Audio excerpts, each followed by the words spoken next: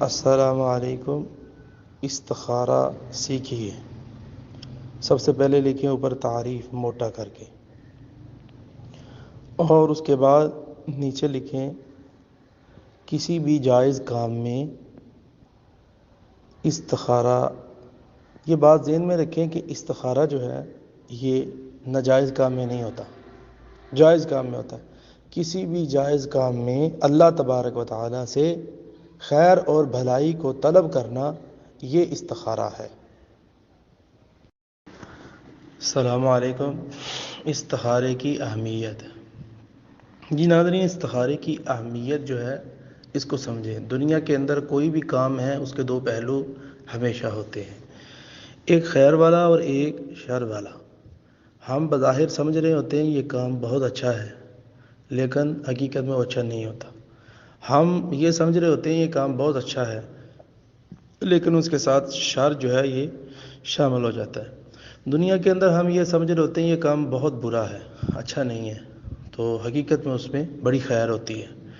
تو اس کی مثال آسان یہ ہے کہ کوئی رشتہ کرنا ہو بچی یا بچے کا، تو ہم یہ سمجھ رہے ہوتے ہیں کہ یہ بچی بہت اچھی ہے، نیک ہے، یا بچہ بہت اچھا ہے، نیک ہے، یا یہ کاروبار جو ہے یہ بڑا اچھا ہے، یا جاب ہے یہ بڑی اچھی ہے، لیکن وہ حقیقت میں اچھی نہیں ہوتی۔ تو ناظرین، اس کے اندر ہم نے کرنا کیا ہے؟ اس کے اندر ہمیں آنے والی چیز کی خبر معلوم کرنی ہے کہ آنے والا وقت کیسا ہوگا۔ تو آنے والا وقت ہے یہ دنیا کے اندر کوئی نہیں جانتا۔ یہ ناظرین بات بالکل درست ہے، قرآن مجید کا یہ فیصلہ ہے کہ غیب کی چابیاں جو ہیں یہ اللہ کے پاس ہیں، جو لوح محفوظ میں لکھا ہے یہ اللہ کے علم میں ہے۔ تو اس لیے ہمیں کرنا کیا چاہیے کہ جس ذات کے پاس اس کا علم ہے ہم اس سے رہنمائی حاصل کریں، اس سے مشورہ کریں۔ تو جب ہم اس سے مشورہ کریں گے اس کو استخارہ کہتے ہیں۔ ہم اپنے آپ کو اس کے سپرد کریں گے، یہ جو سپردگی ہے یہ استخارہ ہے۔